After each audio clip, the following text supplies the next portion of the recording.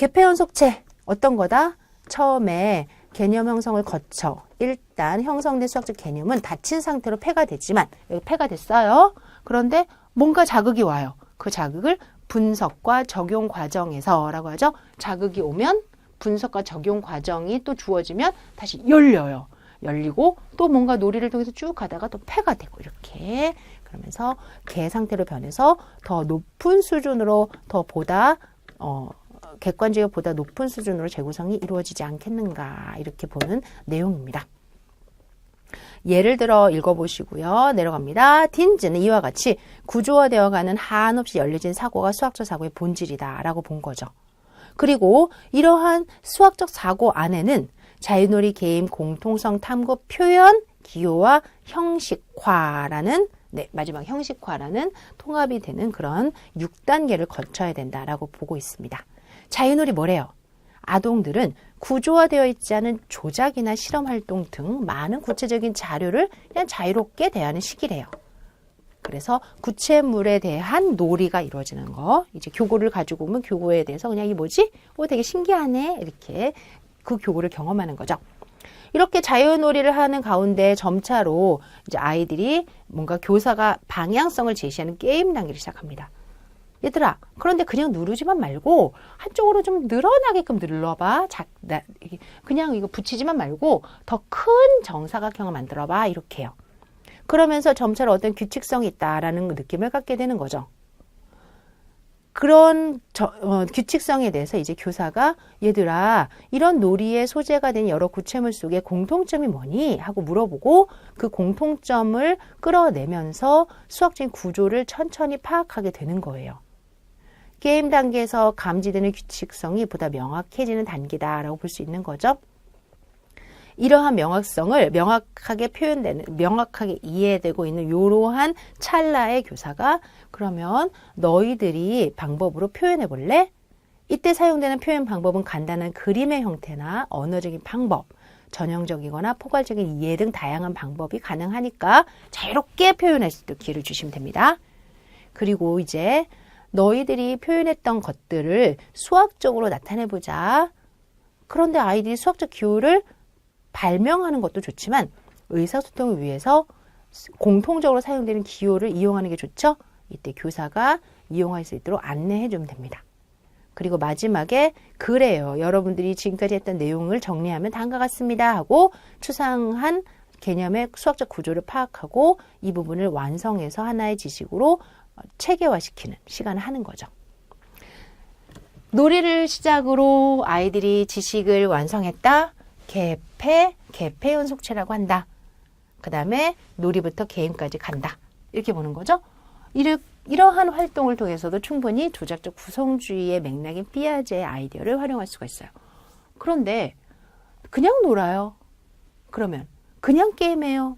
이거 아니라는 거예요. 딘즈는 4가지 원리를 이용한 이런 놀이학습을 강조합니다. 지금 여러분들이 319페이지에 역동적 원리, 다음 페이지에 구성의 원리, 그리고 지각적 다양성의 원리, 수학적 다양성의 원리라는 이름을 보고 계시죠? 이때 구성의 원리부터 볼게요. 아이들이 여기까지 오면 뭐 한다? 선생님, 얘는 1개예요. 얘는 2배예요. 얘는 제곱이에요. 이런 걸 우리 분석이라고 그래요. 분석. 그런데 분석을 하면은 수학에서의 규칙이 보이죠? 그리고 나중에 얘를 기호화하는 것도 당연히 중요하죠.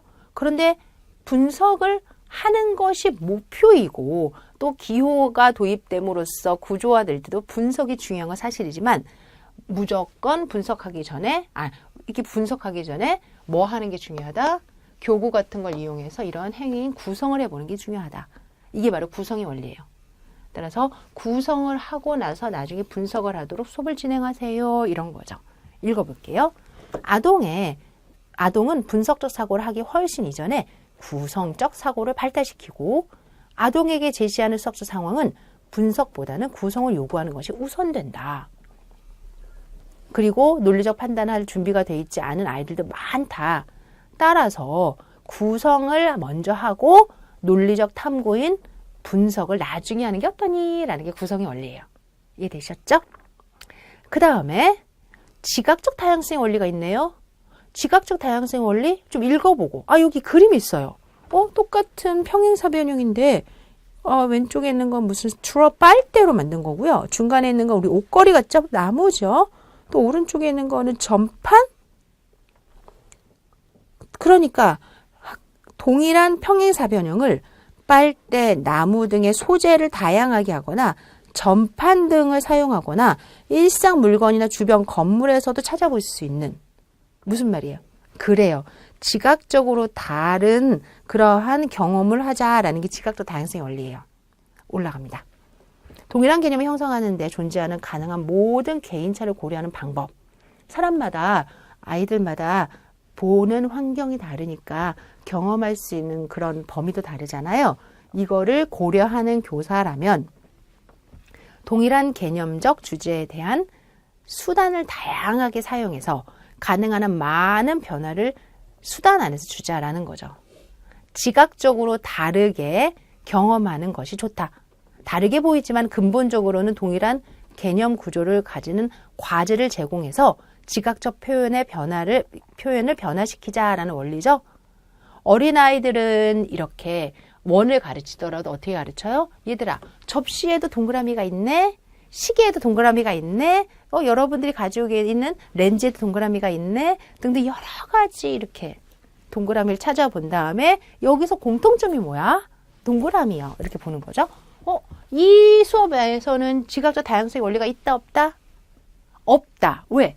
이 판넬 요거 한 종류만 하잖아요. 그럼 다양하게 하려면 어떻게 해야 될까? 이걸 아크릴판으로도 할 수 있지만 종이 중에서 찾을 수도 있고요.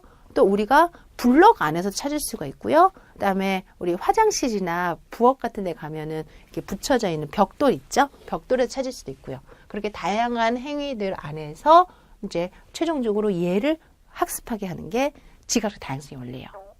그럼 이번엔 수학적 다양성의 원리는 뭘까요? 이것도 수학이 다양하다? 지금 오른쪽에 보니까 똑같은 평행사변형인데 이번에는 모양이 좀 달라요. 크기도 다르고 위치도 다르네요. 어떤 거는 얘가 길고 어떤 건 얘가 길고 어떤 거는 이렇게 돼 있고 어떤 거는 완전히 삐뚤어져 있고. 다시 평행사변형의 개념학습을 하는 예를 제공할 때 대변이 평행이다라는 건 유지하면서 각을 바꿔라. 각의 크기를 다르게, 대변의 길이를 다르게, 위치 등을 다르게 변화시켜서 모양을 변화시키자. 그렇죠. 여기서 수학을 다르게 본다라는 수학적 다양성의 원리라는 거 안에는 우리가 지금 요 평행사변형에는 어떤 게 수학이에요? 길이, 각, 위치, 모양 이런 게 수학이잖아요. 이런 걸 다양하게 바꾸자는 것 같아요. 위로 올라갑니다.